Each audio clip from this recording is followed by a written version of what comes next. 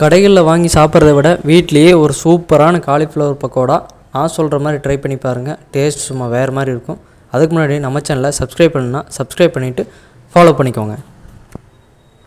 இதெல்லாம் செய்கிறதுக்கு ஒரு 200 கிராம் காலிஃப்ளவர் கட் பண்ணிவிட்டு தண்ணியில் சேர்த்து நல்லா வேக வச்சுட்டேன். நல்லா வெந்ததுக்கு அப்புறம் காலிஃப்ளவர் எல்லாத்தையும் எடுத்து தனியாக ஒரு பாத்திரத்தில் மாற்றிட்டேன்.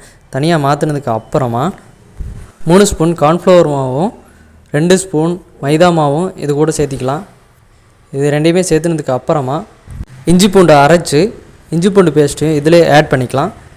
அடுத்து 1 ஸ்பூன் கரம் மசாலா, 1.5 ஸ்பூன் மிளகாத்தூள், 1/2 ஸ்பூன் உப்பும் சேர்த்திக்கலாம். சேர்த்துனதுக்கப்புறம் இது மேலே அப்படியே லைட்டாக லெமனை புழிஞ்சு விட்டுக்கலாம்.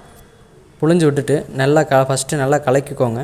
நல்லா கலக்கிறதுக்கு அப்புறமா கொஞ்சமாக தண்ணி விட்டும் மறுபடியும் நல்லா கலக்கிட்டு ஒரு 10 நிமிஷம் நல்லா ஊற விட்டுருங்க.